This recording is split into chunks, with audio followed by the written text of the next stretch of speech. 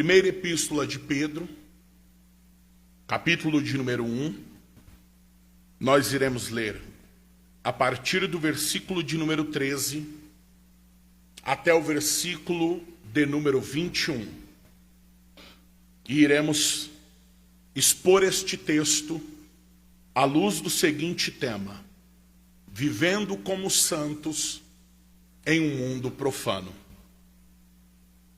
Por gentileza, os que encontraram o texto bíblico, confirme dizendo amém.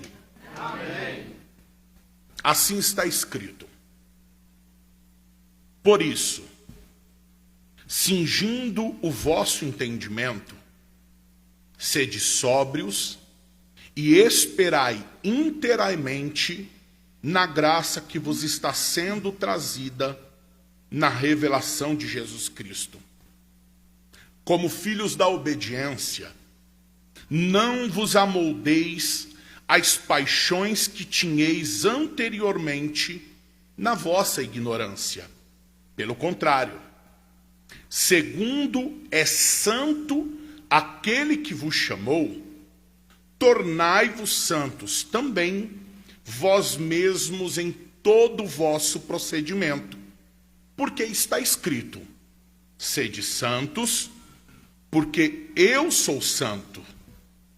Ora, se invocais como Pai aquele que, sem acepção de pessoas, julga segundo as obras de cada um, portai-vos com temor durante o tempo da vossa peregrinação, sabendo que não foi mediante coisas corruptíveis, como prata ou ouro, que fostes resgatados do vosso fútil procedimento que vossos pais vos legaram, mas pelo precioso sangue, como de cordeiro sem defeito e sem mácula, o sangue de Cristo, conhecido com efeito antes da fundação do mundo, porém manifestado no fim dos tempos por amor de vós,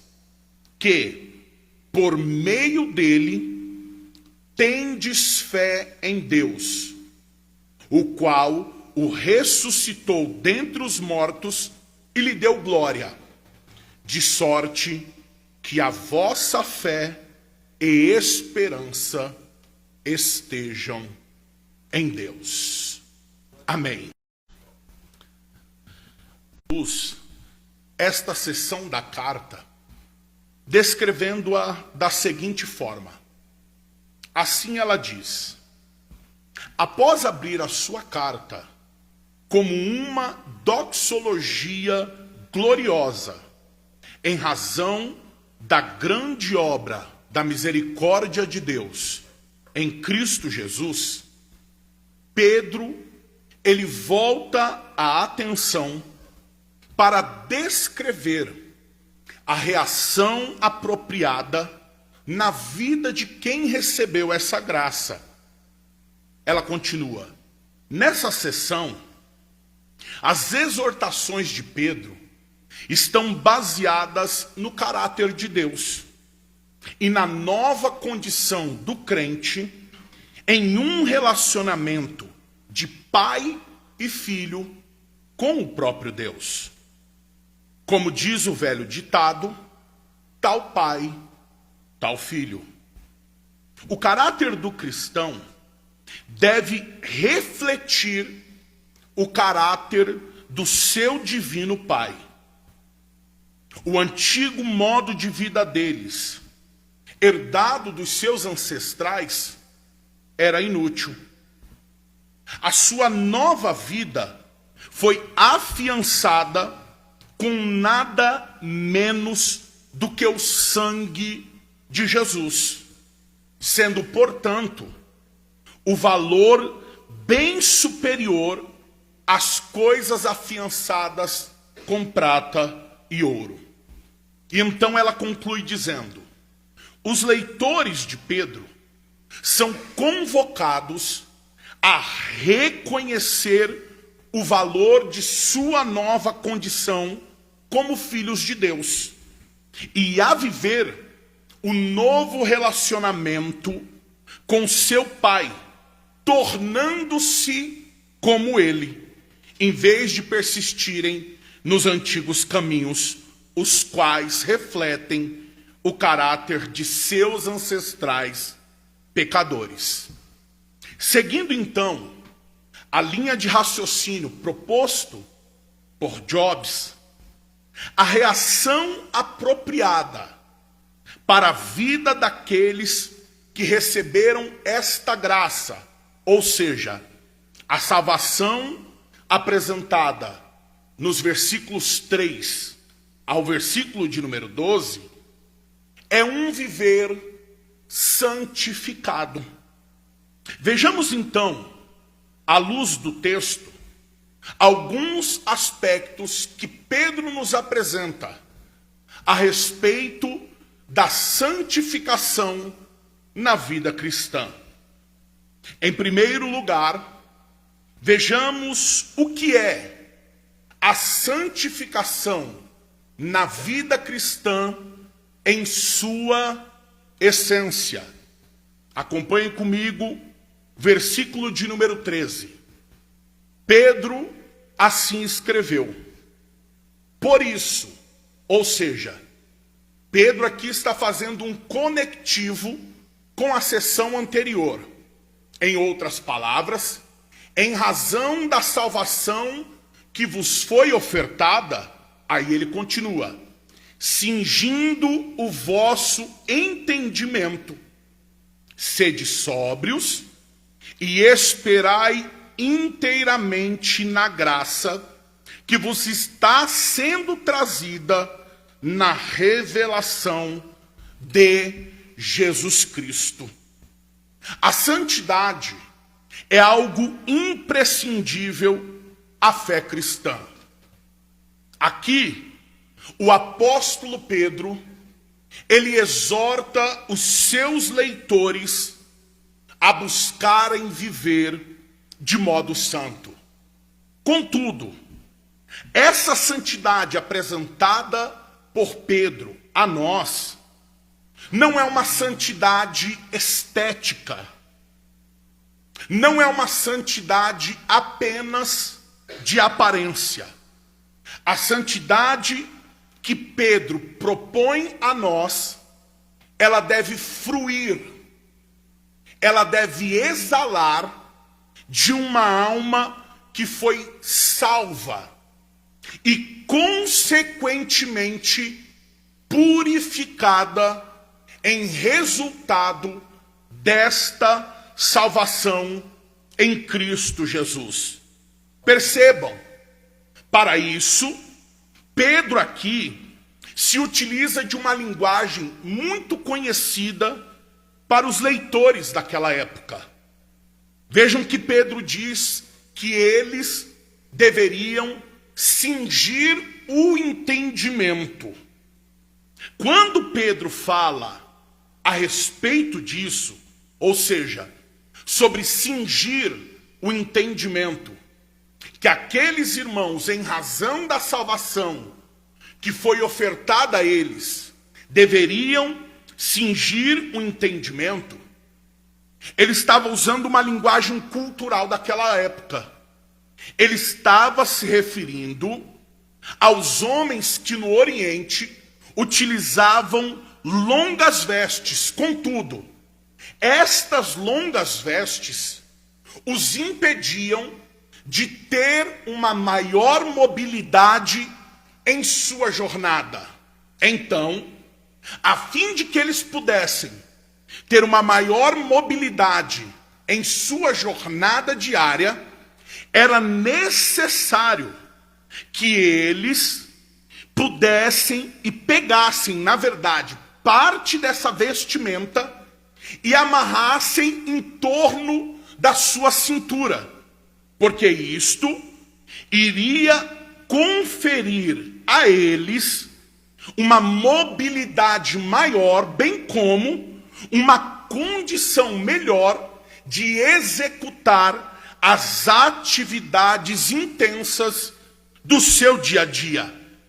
Nisto, o apóstolo Pedro, ele está apresentando qual deve ser a essência da santidade cristã. Para Pedro, a ideia é que a salvação deve ser o motivo do nosso pensamento. E devemos tirar da salvação que nós exercitamos o nosso pensamento implicações práticas para a nossa vida. Ou seja, assim como era necessário aos homens cingirem as roupas para poder melhor desenvolver as suas atividades diárias, de igual modo, nós devemos dedicar o nosso pensamento à salvação que nos foi ofertada, e isto deve resultar em uma prática diária. E que prática é esta? É uma vida em santificação.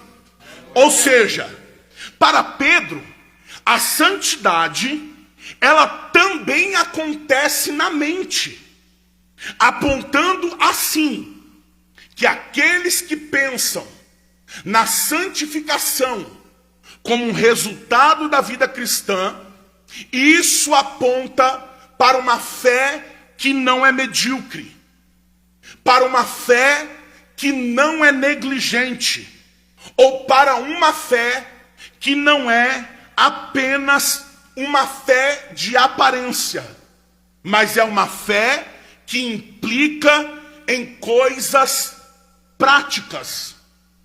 É uma fé que se manifesta no dia a dia, e não apenas nos ambientes de culto, e não apenas nos momentos em que estamos relacionados com as liturgias e com as demandas do templo.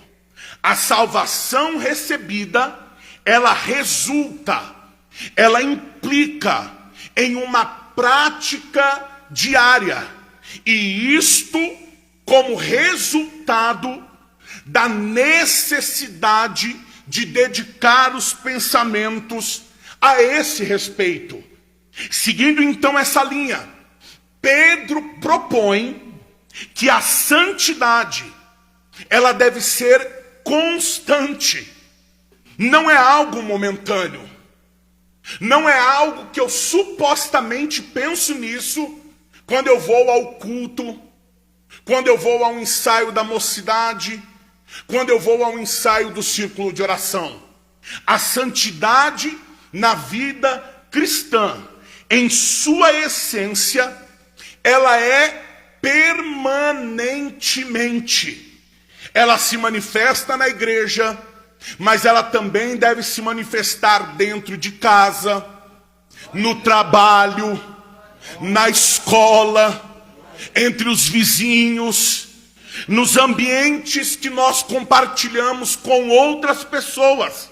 Esta é a santidade na vida cristã.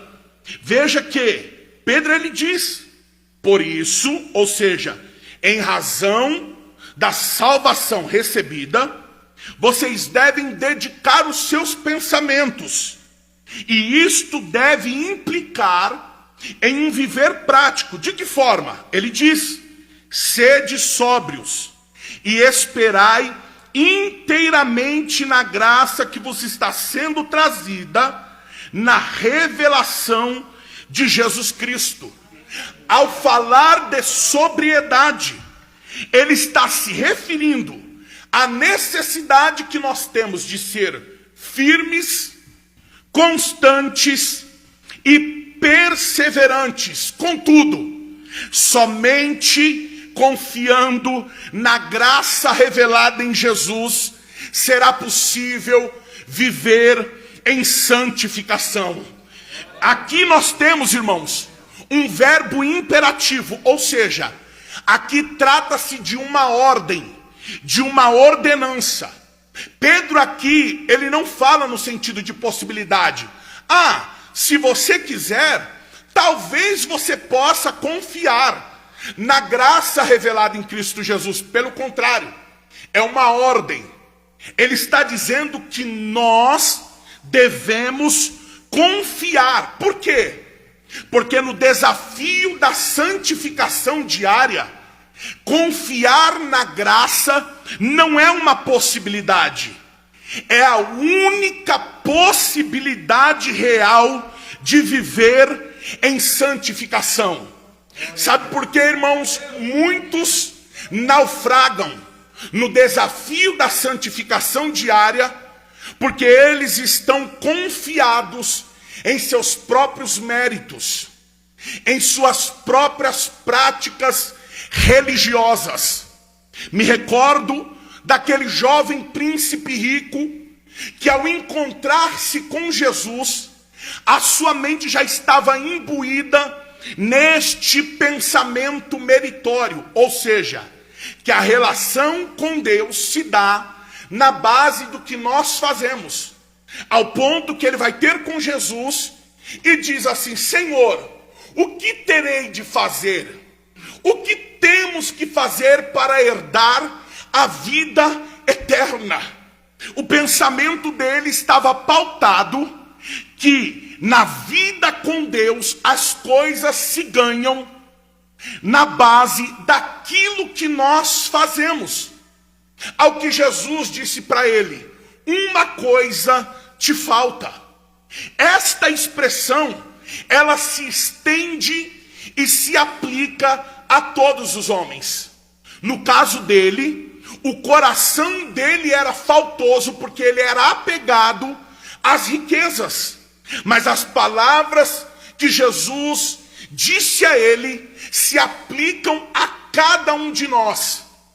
Cada um de nós, ainda que comparecesse diante de Jesus com o mesmo pensamento, inequivocamente iríamos ouvir: ainda te falta uma coisa. Nós poderíamos chegar diante de Jesus: Senhor, mas eu oro de segunda a segunda. Jesus diria a nós: ainda te falta uma coisa.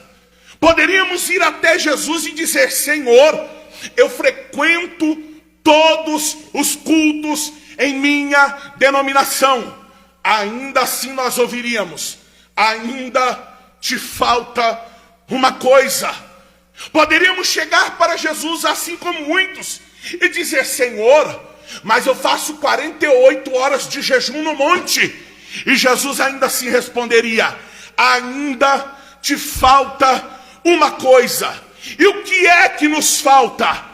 É entender o que Pedro disse: só iremos vencer o desafio da santificação na vida cristã quando entendermos que é a graça de Deus revelada em Jesus que nos capacita a vencer esta luta.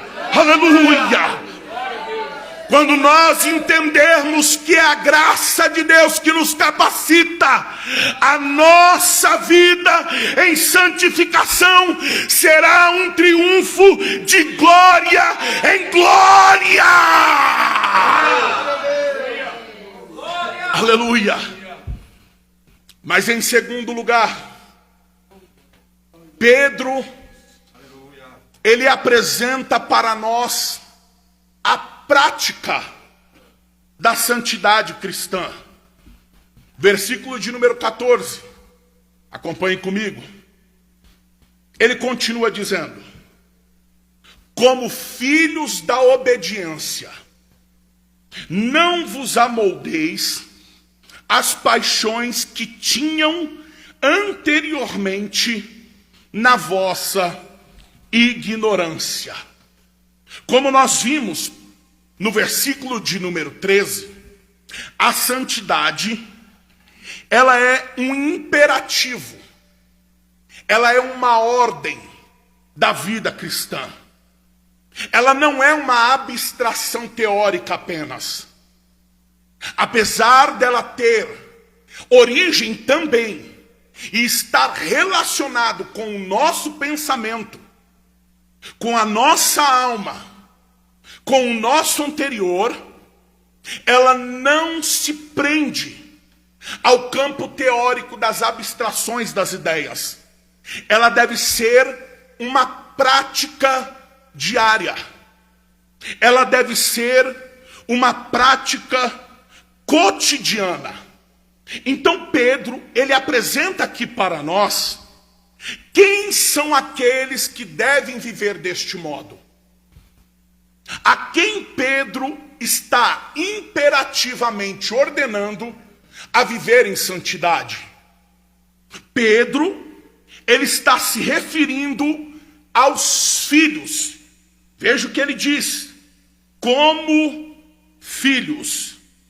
Aqui, ele está recorrendo à linguagem da relação paternal entre pai e filho, para mostrar que o cristão, em razão de sua filiação divina, deve adotar a santificação como um estilo de vida, como uma prática diária, como um costume, como uma perspectiva ética. Ou seja, o cristão deve viver em santificação como uma resposta obediente à vontade de seu Pai divino, revelada em sua palavra. E qual é a vontade do Pai para os seus filhos, que Pedro descreve como sendo filhos obedientes? A vontade do Pai é que não vivamos de acordo com as paixões que tínhamos antes de termos sido salvos. Porque Pedro disse: como filhos da obediência, não vos amoldeis, não tomem a forma, não vivam de acordo com as paixões que tinham anteriormente na vossa ignorância. Ou seja, aquele que foi salvo, a sua vida passa a viver sob esse escrutínio, passa a ser guiada e direcionada sob essa perspectiva. Ou seja, a salvação, ela causa uma ruptura na vida do ser humano. Quando ele é salvo, ele abandona o estilo de vida que ele possuía antes de ser salvo. E aqui nós precisamos fazer uma ponderação urgentíssima. Sempre que se fala nisso, sempre se pensa em coisas de aparência, em modos de se vestir, em lugares que se deve ir, em comidas e bebidas que deve-se ou não comer. Mas lembremos-nos, no versículo 13, Pedro já havia advertido que a santidade começa no entendimento. Ou seja, a ideia que Pedro está propondo é que a salvação, ela deve nos transformar radicalmente e não nos tornar árvores de Natal gospel. O que é árvore de Natal gospel? É aquele negócio que internamente não tem vida, mas você coloca um monte de bolinha de penduricalho e aparentemente fica bonitinho, mas não tem vida interior, não tem essência na alma.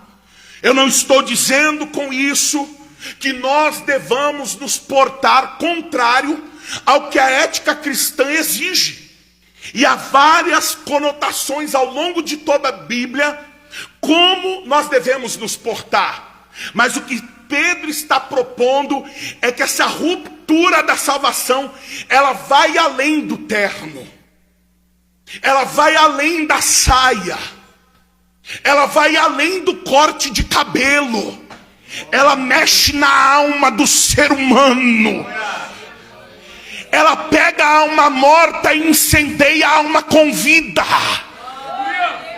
A aquele que nutria paixões pecaminosas na alma, ele abandona todas elas, porque essa é a intervenção de Deus através da salvação na vida do homem.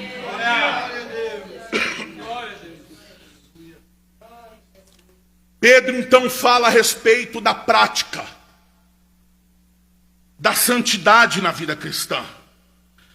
Para Pedro, a nossa nova vida, ela deve ser segundo a palavra de Deus, e não segundo as tradições de outrora. Mas em terceiro lugar, Pedro, ele apresenta para nós um modelo de santidade na vida cristã. Versículo de número 15, acompanhe comigo. Ele diz: pelo contrário, ou seja, o versículo 15 aqui está diretamente conectado com o versículo 14. No versículo 14 ele conclui falando sobre o estilo de vida que se possuía antes da salvação. Então ele faz um jogo de palavras em oposição. Pelo contrário, ou seja, ao contrário da vida que vocês possuíam antes de serem salvos, ele continua dizendo: segundo é santo, ou seja, de acordo com aquele que é santo e que vos chamou, tornai-vos santos também, vós mesmos, em todo o vosso procedimento, em toda a vossa maneira de viver. Pedro, ele faz uma conexão entre a santificação como uma vontade revelada e que deve ser obedecida pelos filhos de Deus, para o exemplo perfeito que eles têm na prática da santidade. Quem é o modelo? Quem é o exemplo perfeito? Quem é o padrão a ser imitado e seguido no desafio da santificação na vida cristã? Pedro diz: segundo é santo aquele que vos chamou. O apóstolo Pedro, com essas palavras, ele apresenta Deus como sendo o modelo que nós devemos imitar, e apresenta-o em sua essência, e desnuda-o mostrando quem ele realmente é. Deus é santo. Como os nossos jovens cantaram aqui hoje, Deus é santo. Com isso, Pedro se refere a Deus como sendo um ser singular, um ser único, um ser separado, um ser distinto. Mas também com isso, Pedro está apontando para a perfeição moral de Deus. Contudo, a ideia é que essa santidade, ela é um status que nós temos diante de Deus. Por qual motivo? Por qual razão nós temos esse status? Ou seja, por qual motivo nós somos conhecidos diante de Deus como santos? Porque o próprio Deus nos presenteou, compartilhou conosco parte desta perfeição do seu ser e nos tornou santos. De que modo? Por meio da obra virtuosa de Jesus Cristo no Calvário. Aleluia! Contudo, irmãos, Deus não é um modelo perfeito no sentido visual. Não é isso que Pedro está falando aqui. Ou seja, não é como se olhássemos para a prática. Não é essa a ideia quando Pedro apresenta Deus como sendo um modelo perfeito para a santificação na vida apresentada, manifesta perfeitamente em Deus, o Deus homem, o Deus encarnado, Jesus Cristo, nosso Senhor. Ela requer de nós uma resposta. A santificação que Pedro fala aqui não é como se nós estivéssemos em um cinema, apenas contemplando o que está sendo visualmente apresentado. Pelo contrário, é como se fosse uma encenação teatral, aonde todos nós participamos ativamente desta peça. Nesta noite o Senhor está falando conosco. Olhe para mim. Eu sou o modelo perfeito de santidade. Mas não contemplem apenas como se fosse um objeto inerte. Participem ativamente desta santidade, porque para isso eu os chamei, para isso eu os escolhi. Aleluia, aleluia. Essa santidade, irmãos, ela exige de nós uma separação, uma distinção ética e moral. Esta santificação, nesse sentido, ela é recebida em Cristo e nele é confirmada. Aleluia. Mas em quarto lugar, Pedro, ele apresenta para nós o fundamento da santidade na vida cristã. Versículo de número 16. Acompanhe comigo. Pedro assim escreveu: porque está escrito: sede santos, porque eu sou santo. Porque está escrito: sede santos, porque eu sou santo. Toda grandiosa obra, ela exige fundamentos fortes, fundamentos sólidos, para que possa suportar o peso do que vem acima. A santificação, se não é ela é um dos maiores desafios na vida cristã. Mas para tal empreendimento, temos o mais firme fundamento: a palavra de Deus. Quando ele diz, porque está escrito, inspirado a escrever esta epístola.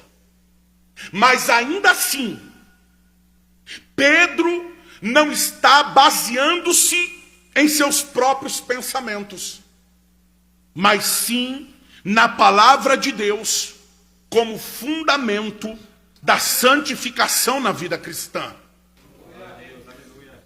Jesus, a esse respeito, ele disse: quem ouve as minhas palavras e pratica é como um homem que constrói uma casa na rocha. Poderá vir terremoto, poderá vir tempestade, ainda que venha chuva forte, a casa permanece de pé. Por quê? Por causa da capacidade do construtor? Não. Por causa das capacidades de engenharia do construtor? Também não. É porque ela está firmada na palavra de Deus, que é firme, forte e inerrante. Aleluia.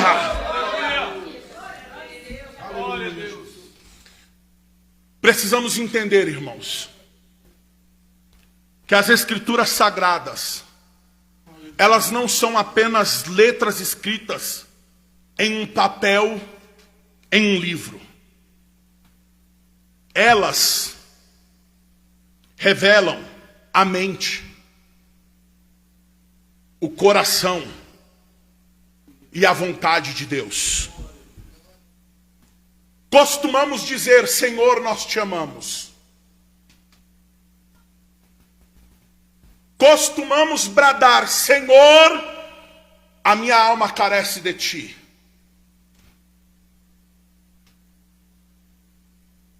Mas não temos o prazer de nos assentarmos para ouvir o que Ele tem a nos dizer.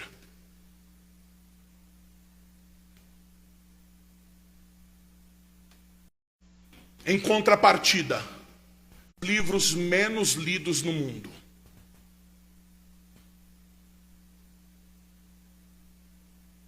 Tem um vídeo circulando nas redes sociais de um humorista que faz stand-up. E ele é ateu. Num primeiro momento, o vídeo pode parecer ofensivo. Pode parecer de alguém zombando da fé cristã.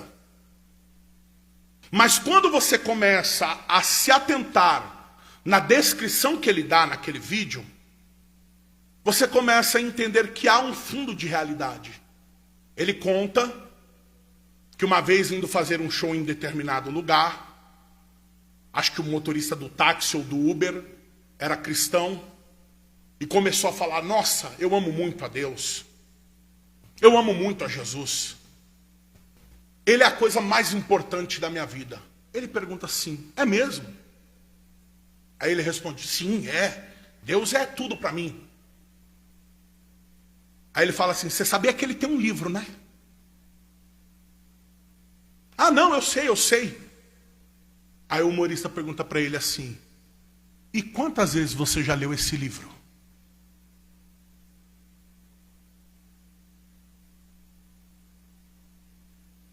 Essa pergunta é para mim e para você hoje, tá, irmãos?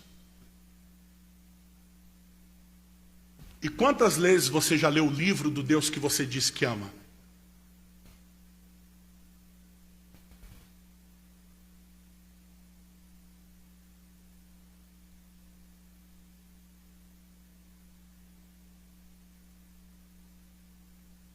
O motorista respondeu para ele: não, irmão, mas é que assim, a gente vai lá num lugar domingo e tem uma pessoa lá que escolhe as melhores partes lá e fala pra gente. Até quando nós iremos depender de terceiros em nosso relacionamento com Deus?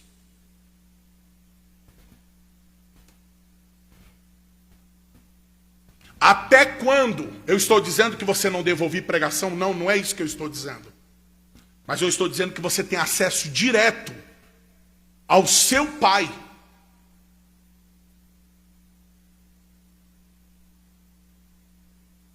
Ao seu Pai.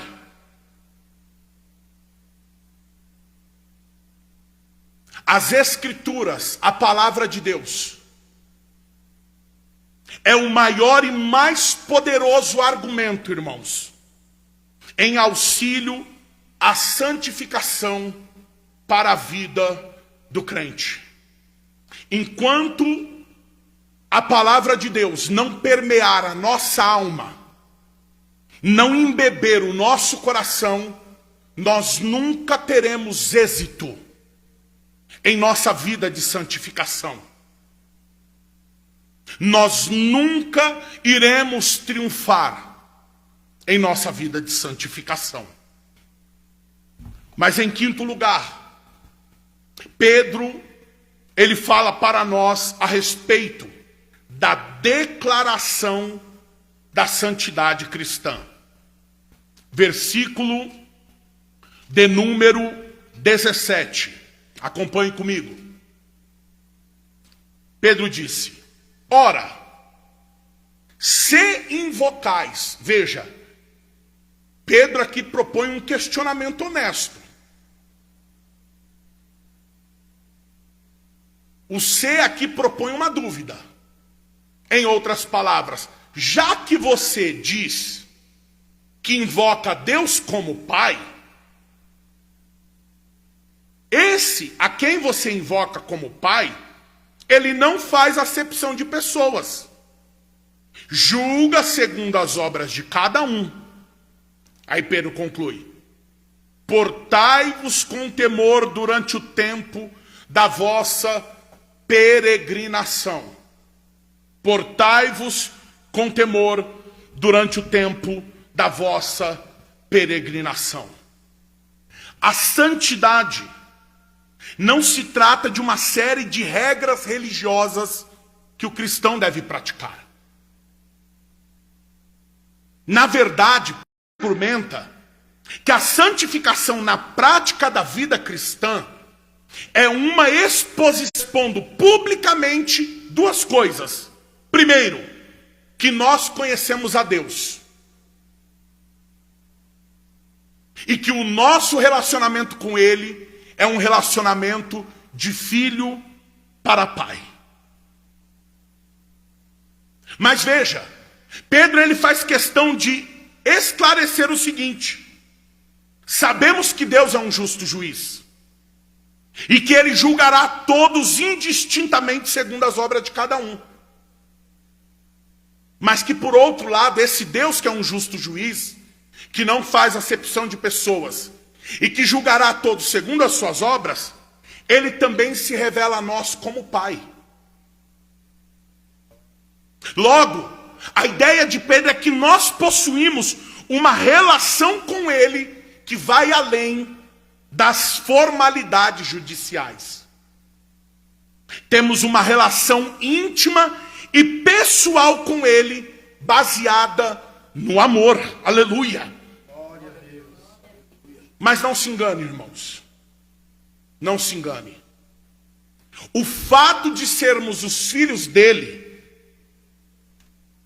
de judicialmente estarmos absolvidos de nossos crimes celestes por meio do sangue de Jesus, não nos exime de vivermos temerosamente em nossa vida cristã. Porque é o que Pedro diz. Ele diz: ora, já que vocês invocam a Deus como Pai, que, não fazendo acepção de pessoas, julga segundo as obras de cada um, em razão disso, vocês devem viver com temor durante o tempo da vossa peregrinação. Ou seja, Deus não tem filho mimado.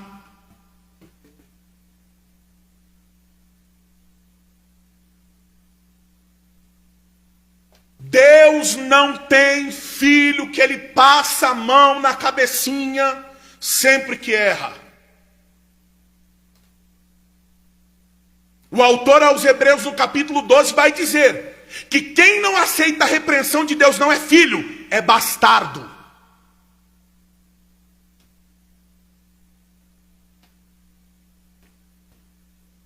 A santificação na vida cristã, irmãos, é a manifestação do temor que temos a Deus. O temor a Deus é manifesto não apenas em palavras, mas na vida, na forma como vivemos. E eu vou fazer uma paráfrase aqui do que é temor. Temor é profunda reverência, profundo respeito, mas eu gostaria de fazer uma paráfrase aqui. Sabe o que é temor? É o que você faz quando ninguém está vendo. É a forma como você se comporta quando o papai não está vendo, quando a mamãe não está vendo, quando o esposo ou a esposa não está vendo, quando o pastor não está vendo. Sabe por quê, irmãos? Porque nessa hora, a sua vida, ela se torna objeto da contemplação de Deus. Vamos ver como ele é quando ninguém está olhando. Vamos ver como ele se comporta quando ninguém está vendo. Por quê? Porque quando estamos sozinhos, temos a falsa sensação de que podemos manifestar aquilo que está escondido em nossos corações.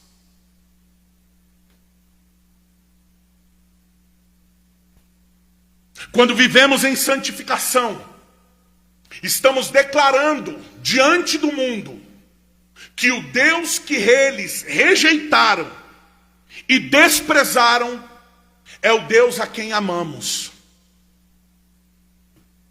É o Deus a quem nos relacionamos como filhos. É o Deus a quem possuímos profundo respeito e reverência. Essa é a declaração que a santidade na vida cristã atesta. Em sexto lugar, Pedro, nos versículos finais, que vai do versículo 18 até o versículo 21, e eles estão diretamente ligados um ao outro, ele vai apresentar para nós qual deve ser a motivação da santidade na vida cristã. Por que devemos viver em santidade? Por quais motivos? Por quais razões? Ciente dos desafios que é viver em santificação, Pedro ele apresenta para nós nestes versículos 4 argumentos que caracterizam por qual motivo devemos buscar a santificação. Esses versículos, como eu disse, que vai do versículo 18 ao 21, eles são como um reforço para a motivação que nós devemos ter para vivermos em santificação. O primeiro motivo que Pedro apresenta para nós é a nossa redenção. Versículo de número 18. Ele diz: sabendo que não foi mediante coisas corruptíveis, como prata ou ouro, que fostes resgatados do vosso fútil procedimento que vossos pais vos legaram. No mundo antigo, a palavra redenção, ela era comumente utilizada em referência à alforria, a libertação dos escravos. Havia todo um procedimento institucional de resgate sacramental, pelo qual o escravo poderia adquirir a sua liberdade. William Mandel, ele descreve muito bem o que é isso, sob uma perspectiva teológica, e que está relacionado à redenção. Ele vai dizer o seguinte: sempre que os homens, por sua própria culpa ou através de algum poder superior, ficam submetidos ao controle de outra pessoa e perdem sua liberdade para implementar as suas vontades e as suas decisões, e quando seus próprios recursos são inadequados para enfrentar aquele outro poder, esses homens podem obter de novo a sua liberdade, somente mediante a intervenção de um terceiro, ou seja, de uma terceira pessoa. O homem sem Deus, ele se torna escravizado pelo pecado. E em razão disso, não tem capacidade para resistir a essa dominação. É aí que o terceiro homem entra na história. É assim que o terceiro homem entra na história, assim como o quarto homem entrou naquela fornalha. Aleluia! O terceiro homem a quem Pedro está se referindo é Jesus Cristo, que atua através do poder libertador do seu evangelho. Não existe maior e melhor motivação para vivermos em santidade senão saber que Jesus nos redimiu e nos libertou do pecado.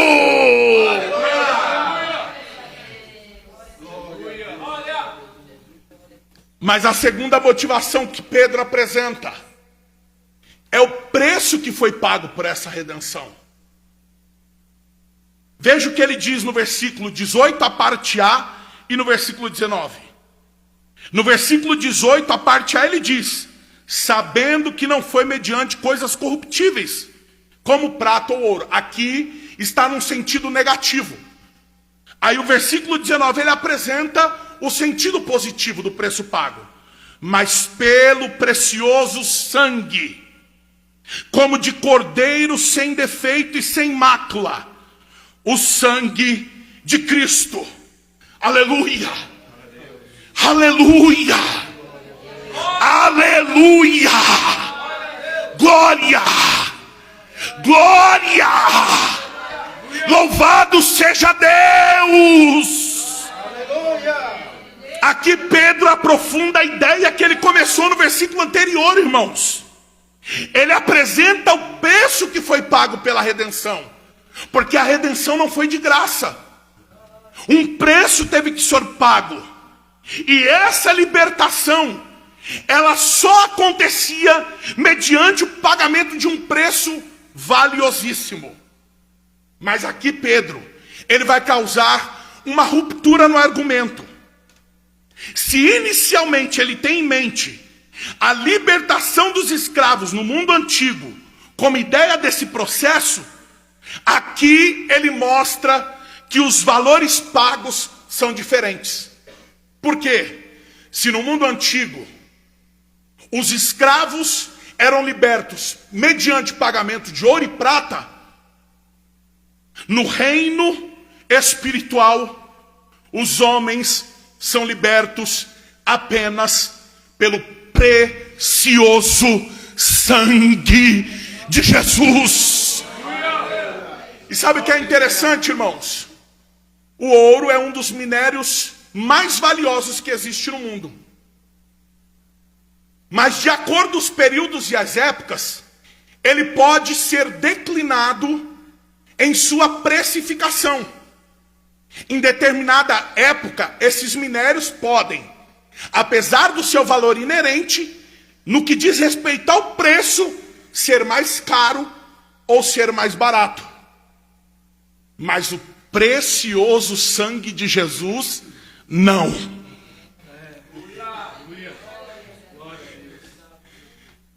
A seca dos anos 20 foi uma das piores secas que a humanidade enfrentou. Ela emergiu a terra no que é chamado da depressão dos anos 20. Por causa da queda dos bancos, por causa das quedas dos valores. E por conta disso, os materiais tiveram a sua precificação diminuída. Mas ainda assim, nos anos 20, no período de maior crise daquela época, o sangue de Jesus continuava valendo a mesma coisa. Aleluia! Não muda, não perde o valor, não diminui o preço, é eterno.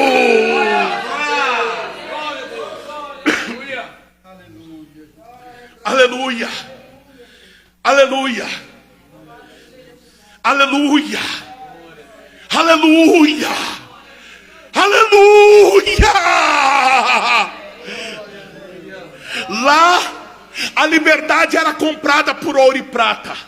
Aqui ela é comprada pelo precioso sangue de Jesus, o Cordeiro de Deus sem defeito e sem mácula. Aleluia! Sabe como isso acontece, irmãos? João capítulo 19, o verso 30, o evangelista, ele narra Jesus na agonia da cruz. E nesse versículo ele vai narrar uma das 7 expressões que Jesus disse na crucificação. E a palavra que João registra é Jesus dizendo: está consumado. Aleluia! Está consumado. Aleluia! Essa palavra, irmãos, no seu original, ela tem 3 conotações. Primeiro, está consumado significa missão cumprida.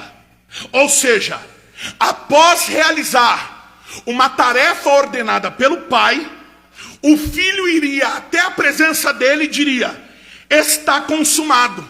Ou seja, Pai, o meu trabalho foi concluído.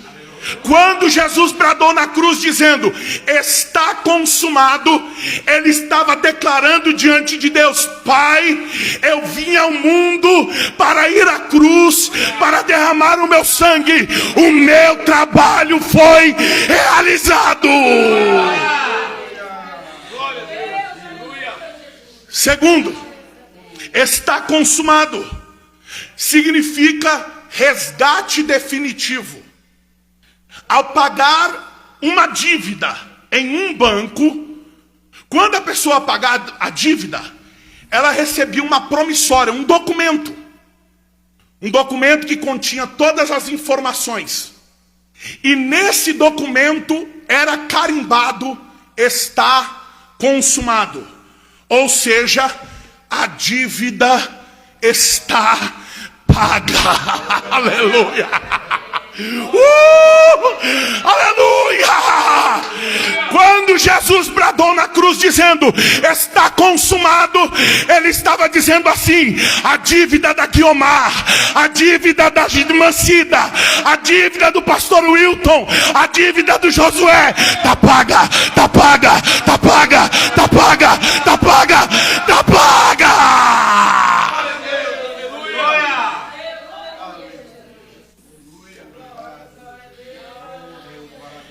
Mas em terceiro lugar, está consumado significa posse permanente e definitiva.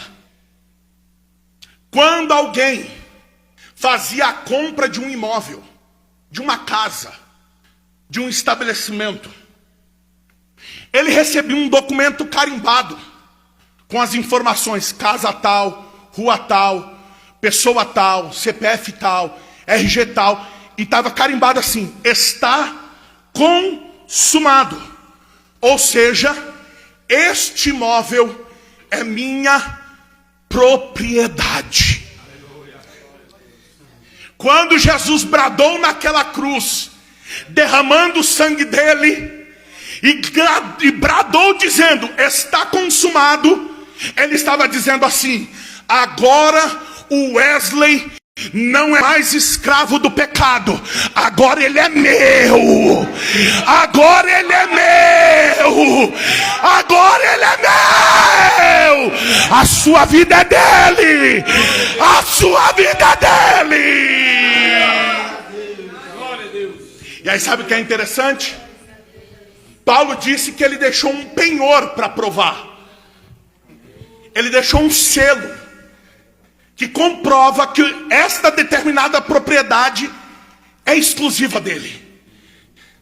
Paulo disse que ele deixou o Espírito Santo como selo do penhor dele. Nós somos de Jesus, nós somos propriedade de Jesus, a minha e a sua vida é de Jesus. Aleluia, aleluia, aleluia.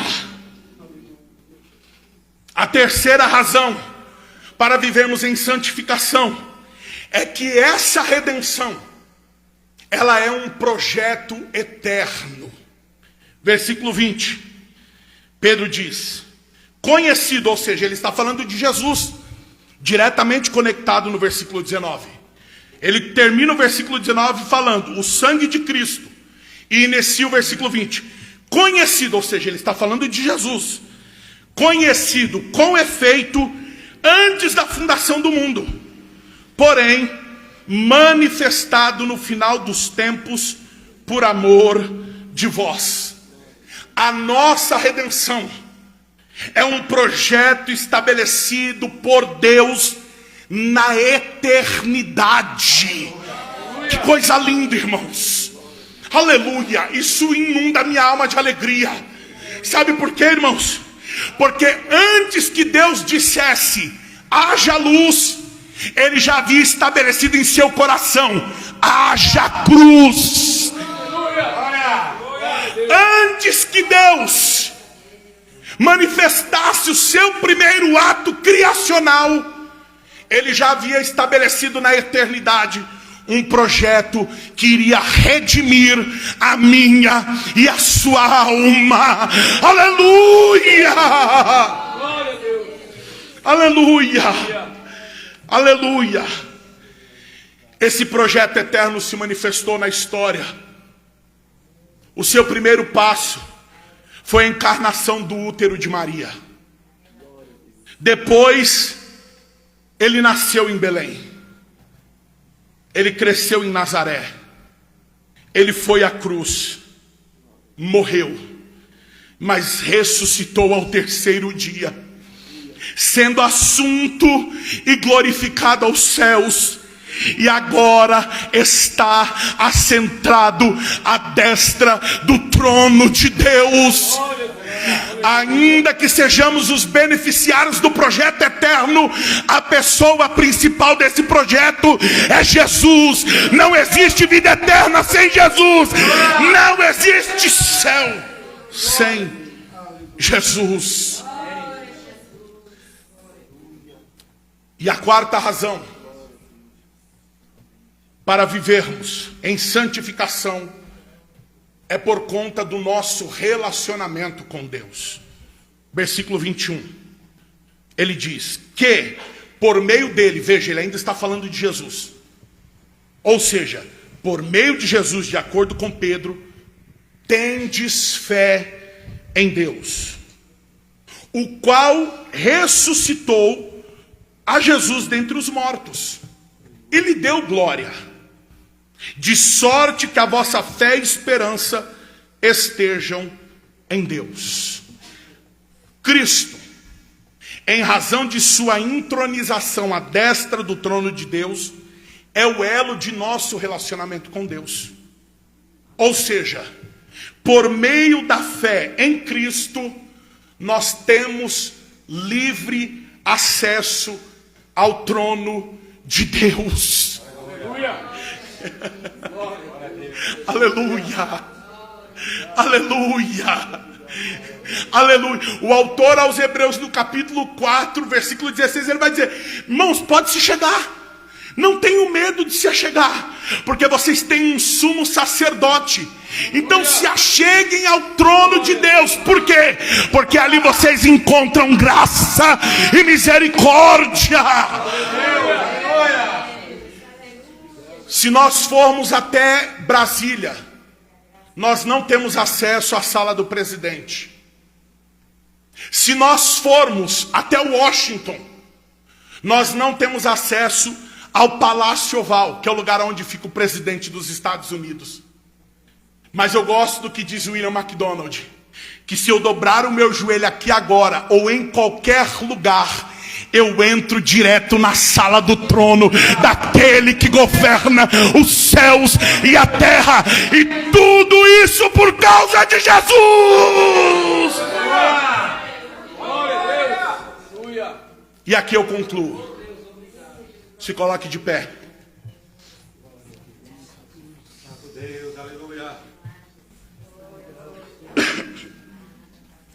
Eu concluo dizendo, e o pastor Joabson vai estar adorando a Deus, e nós também juntamente com ele vamos adorar, vamos orar, vamos entrar na sala do trono. E eu concluo dizendo o seguinte: assim como os leitores originais desta carta foram exortados a viver em santificação, apesar do mundo profano que os cercava, preste atenção, irmãos, nós também nesta noite estamos sendo exortados a viver em santificação, apesar do mundo profano que nos cerca. Ainda que a nível mundial façam chacota da nossa fé, como fizeram ontem, apesar disso, o Senhor nos exorta: não deixe que isso os afete. Vivam em santificação. Apesar do amigo de escola jovem que tenta o induzir a uma vida para longe de Deus, Não deixa que isso afete. O Senhor te chama, viva para mim. Viva para a minha glória. Companheiros pastores, e obreiros, apesar das tentações no trabalho e no dia a dia, o Senhor nos ordena: vivam em santificação. Feche os olhos, vamos adorar a Deus.